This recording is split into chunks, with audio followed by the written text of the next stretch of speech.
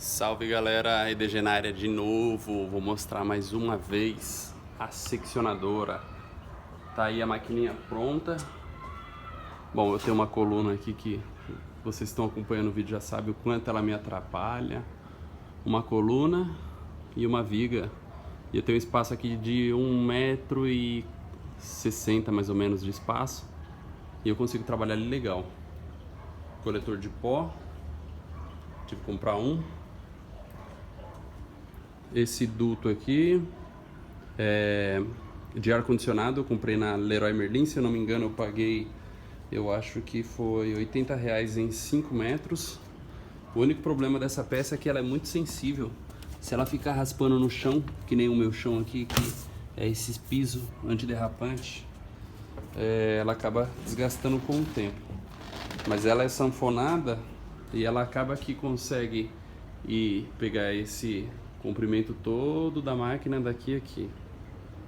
Esse desenho aqui é a limitação do MDF. Quando eu trago o MDF até aqui, eu posso cortar ele aqui. Quando a máquina ela vem cortando de lado, eu consigo sair com o disco aqui sem precisar parar no meio do MDF para cortar. Isso é muito importante. Na hora de entrar é a mesma coisa. Eu consigo entrar com a serra lá em cima e vir cortando, sem precisar entrar com a serra diretamente no MDF. E aqui embaixo é a mesma coisa. Ó, vou mostrar pra vocês aqui como é que fica. Ó. Aqui, de acordo com a serra, os ajustes que eu vou fazendo, eu fui cortando isso daqui. Essa peça são duas de 18, uma 18 mais uma de 18. Aqui eu usei madeira de pinos, e esse daqui são os cortes que eu já fiz com ela, certo? Aqui eu tenho uma régua, acho que não vai dar pra ver porque minha iluminação tá muito ruim e já está à noite. Eu tenho uma régua aqui e essa régua aqui foi um esquema extremamente simples. Um tubo e eu fiz um rasgo no tubo. Esse rasgo eu coloquei esse sistema aqui, ó. Do mesmo tubo eu usei um sistema, um L, e eu fiz um furo que eu coloquei essa peça aqui, ó. Essa peça eu já tinha na outra maquininha que eu tinha, na serra de bancada. Que é aquelas serrinhas ali, ó. Dá um zoom aqui pra vocês terem noção. Essa serrinha aqui, eu tinha uma dessa da DeWalt, então eu acabei tirando muita peça e fazendo a seccionadora. O motor que eu tenho aqui é o motor da DeWalt. Disco de 10. Vamos ver se dá pra ver, um disco de 10. Eu tô usando aquele freio de vermelho. Aqui eu fiz o seguinte. Minha régua ela começa aqui a mais ou menos uns 10 centímetros, que é mais ou menos o tamanho desse corpo. Daqui até aqui ele deve ter uns 10, 12 centímetros, que é a distância que ele tem daqui pra cá. Então eu consigo fazer isso daqui, parar aqui exatamente no 50 milímetros, ou nos 500 milímetros, 50 centímetros, e eu consigo trazer a madeira, até aqui, e no meu espaço pré-determinado, essa área de corte aqui, essa madeira, ela vai ter daqui pra cá, exato 50 centímetros.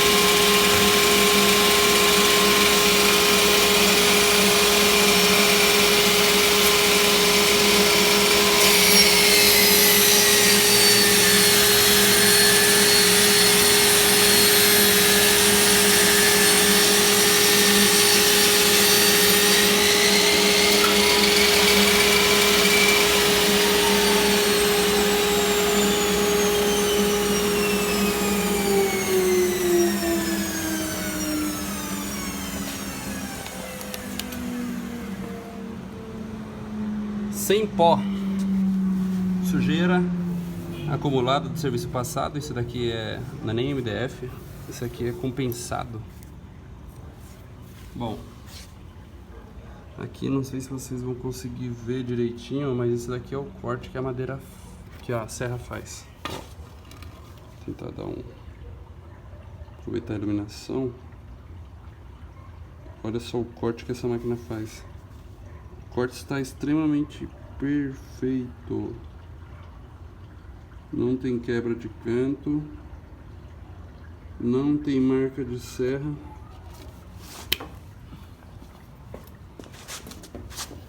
Vou tentar filmar daqui, esse lado aqui. Olha só. O acabamento dele é perfeito. Eu dei um zoom aqui, então pelo zoom a gente consegue ver bem.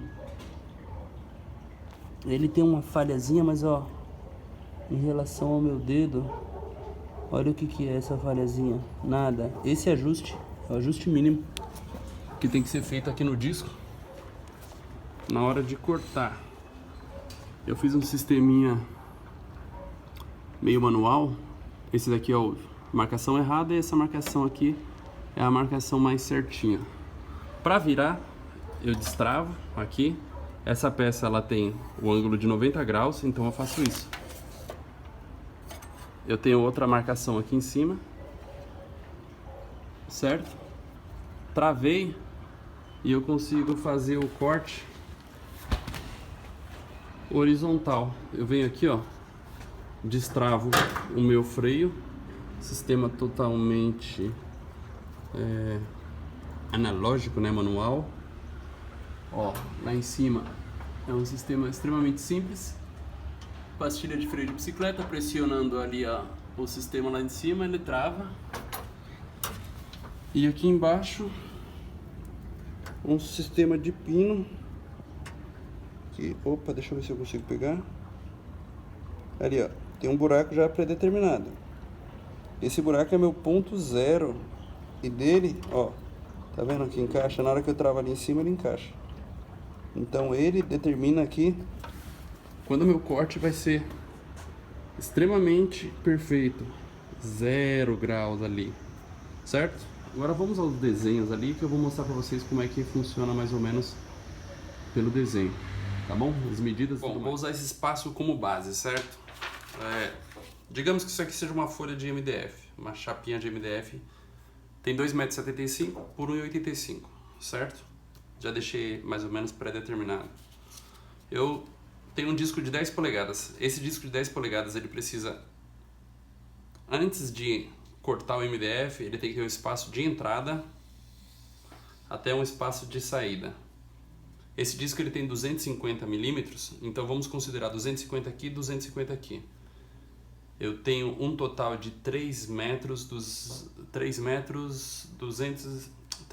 e 25 centímetros, ou 3.250 milímetros. Daqui a aqui, do espaço de entrada até o espaço de saída do disco.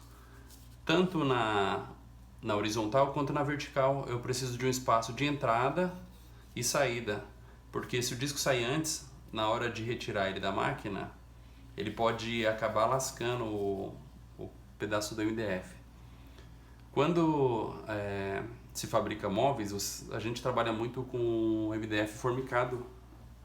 Qualquer eventual risco lateral, ou seja, se o disco da serra vir cortando e ele parar no meio, você já mata a peça, porque o disco ele vai, com a própria velocidade dele, ele vai abrindo um espaço no MDF e faz com que o corte não saia 100% exato, certo? Então a gente precisa de uma entrada, espaço de entrada e espaço de saída. Considerando que a chapa de MDF tem 1,85 m, eu considerei mais 25 aqui, mais 25 aqui. Deu 2,35 m. Como a gente vai trabalhar com um sistema de motor e vai ter o sistema móvel em cima, então eu opinei por fazer com 2,50 m, 2.500 milímetros de altura, né? E nas guias lineares superior, a gente precisa de, no mínimo, 3,25 m. Porém, aqui a gente tem o seguinte, a gente vai trabalhar com um cabeçote, que é esse cabeçote que vai fazer o movimento horizontal, né? E ele vai trazer o motor para fazer esse corte. Eu vou fazer uma substituição desse disco aqui por esse motorzinho aqui. Um desenho bem infantil, mas eu acho que vai dar para entender legal. Certo? O motor vai descer e o meu motor ele vai ter o mesmo giro em 90 graus, só que nessa posição, o disco para baixo. E ele vai fazer o corte daqui para cá. O corte do meu disco sempre vai ser, né, da esquerda para a direita e de cima para baixo. Isso acontece com todas as seccionadoras. Você vai pegar o sentido desse motor assim e assim. Eu precisava ter um cabeçote que ele fizesse esse movimento de 90 graus. O meu primeiro projeto, o motor, ele fazia o movimento aqui embaixo, bem aqui onde está meu dedo, mais ou menos no final do motor. E isso me fazia eu perder muito espaço. Entenda. Primeiro teste, eu usei o meu eixo principal aqui, nessa ponta, exatamente aqui no final do motor. O que acontecia? Eu tinha uma angulação muito grande, ou seja, o espaço do corte horizontal para o corte vertical era muito grande. Ou seja, no que acarreta isso daqui? Ó, o motor, o centro do motor está aqui e ele vinha exatamente para cá. Eu tinha essa distância muito grande, discrepante, né? Então eu decidi mudar o motor para esse sistema aqui.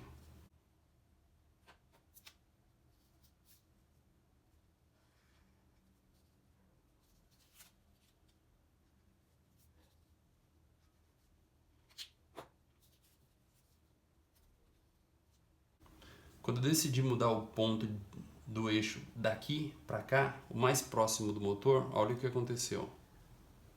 Eu consegui deixar ele basicamente alinhado, sem mover muito, sem ter muita diferença. O que acontece? Qual é a diferença? A diferença desse ponto aqui, aonde o disco fica mais próximo daqui, aqui, eu vou precisar de menos espaço na hora de subir esse cabeçote do que se ele ficar exatamente aqui no final, que eu vou precisar de mais espaço na parte superior. O meu desenho ficou meio exagerado, mas acho que dá para entender, né? Próximo passo a gente vai definir o que? O tamanho dessa área aqui. Importante entender que essa parte aqui, ela vem até aqui. Porém, ela tem esse espaço aqui que é equivalente ao motor, certo? Então aqui, nesse espaço, a gente pode definir que aqui eu vou precisar de 250 milímetros. Porém, a minha máquina eu fiz com um corte aqui, certo? 250 aqui, 250 aqui. Total de 500 milímetros. Mas eu tive um problema, que a minha peça ela ficou balançando. Ela ficou exatamente com esse movimento. O que eu tive que fazer? Eu tive que fazer uma trava daqui pra cá, daqui pra cá, daqui pra cá. Ou seja, minha peça ficou muito feia. Eu acho que seria interessante fazer essa peça com um tubo de 200 por 100, com chapa de 4 milímetros. É um tubo extremamente grosso, pesado. Ele deve ser mais ou menos assim, bem grande. A vantagem é que nessa parte do motor você vai ter mais equilíbrio, porque vai ter os patins mais separados. Vai ter uma guia linear desse lado e outra guia linear desse lado. Esse tubo ele tem 20 por 10 ou 200 por 100 milímetros. Seria 20 centímetros aqui, 10. E a parede dele, se eu não me engano, são 4 milímetros. Extremamente grossas. Essa peça que eu uso no meu, eu fiz com um de 10 por 10. Essa área útil dentro dela ficou muito pequena. Por quê? A gente vai precisar de um contrapeso aqui dentro. Esse sistema e esse motor ele tem um peso. Ele vai ter uma ação, uma gravidade puxando ele para baixo. Você vai precisar de um peso igual ou superior para manter o motor sempre em cima. Essa parte aqui você vai poder colocar bastante ferro aqui dentro, pó de ferro, que seja chumbo, para fazer o contrapeso. Do de 10 por 10 já fica um espaço meio limitado, então eu sugiro que faça com de 20 por 10. Uma vista superior, entenda que aqui vai vir uma guia linear e aqui vai vir outra guia linear. E aqui eu estou usando a de 15 milímetros. Essas guias lineares, elas correm aqui do lado, ó. Aqui e aqui. É exatamente aonde o cabeçote sobe e desce. Essas guias lineares, ela tem 2,5 metros, 2,5 metros. E elas vão fazer o espaço do corte, que nem eu acabei de explicar. Esse corte horizontal, que a gente tem que levar em consideração, é exatamente isso. A saída do motor, que são 250 milímetros, o espaço do cabeçote e a estrutura que você vai usar aqui em cima. Então, aqui a gente tem 250 milímetros, aqui a gente tem mais 250 milímetros, que é a base do tubo de 200, né, que aqui eu coloquei 20 por 10, mas são 200 milímetros, mais as guias e mais os patins que vão aqui do lado, e mais o material que, na minha máquina, eu fiz exatamente assim. Uma chapa D5, uma chapa D5. Eu vou simular o patins, tá? O patins é basicamente isso daqui, certo? Esse é o patins que eu tenho na minha máquina. Esse daqui é o outro patins, certo? Eu acho que dá pra entender aqui, né? Eles são parafusados aqui.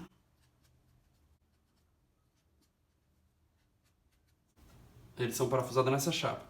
Só que essa chapa, ela é soldada em outra chapa, que é essa chapa aqui, essa daqui. Essa solda aqui, elas estão exatamente aqui nesse ponto.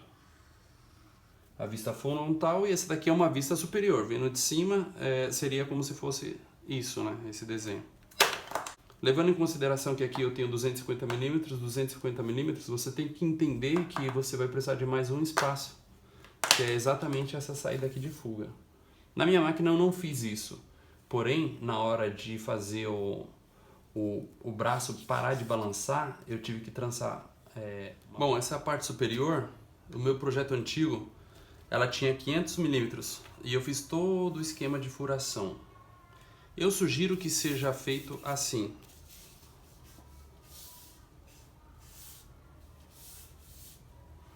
Aqui é onde vai o tubo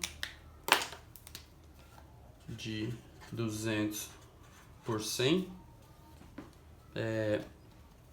Essas furações foram feitas todas por corte a laser. Essas furações ela tem uma distância equivalente de 30 milímetros cada um. Eu coloquei 3 patins porque eu achei que seria o suficiente. Realmente esses patins aguentam muita força, muito peso. Ele tem essa distância de 38 milímetros para cada.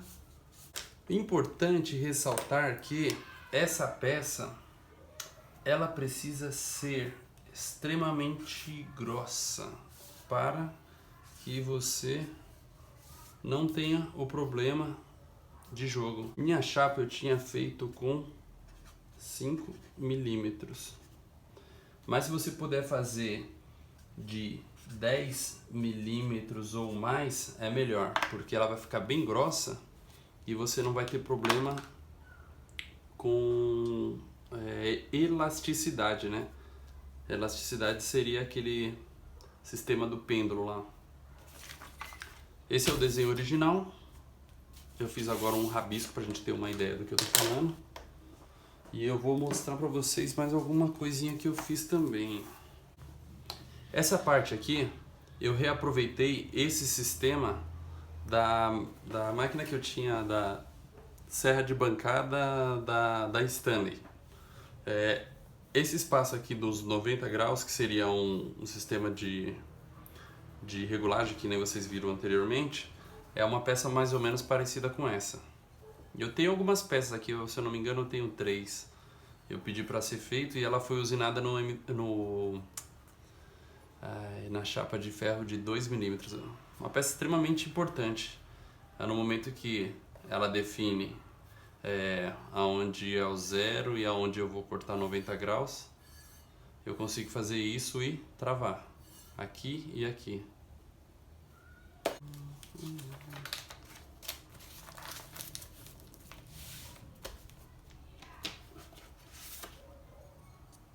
Essa peça é derivada desse desenho, certo? Eu tenho 90 graus aqui, eu tenho esse espaço e todo um espaço de 10, né? Ou seja, 1 centímetro de vão aqui, e a gente conseguiu projetar essa peça.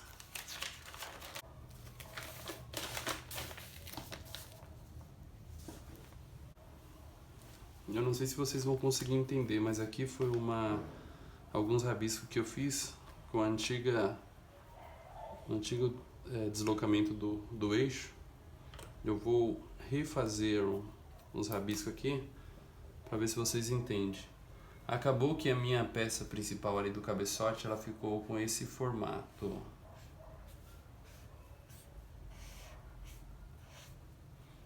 Por que esse formato? Eu precisei aliviar peso nessa área aqui, e eu precisei aliviar essa área aqui, que era da onde o disco entrava. O disco, ele passa... Opa, deixa eu mudar a cor aqui. O disco no corte vertical, ele é extremamente rente aqui, e quando ele faz essa curva de 90 graus, ele fica aqui dentro, ele se encaixa aqui dentro.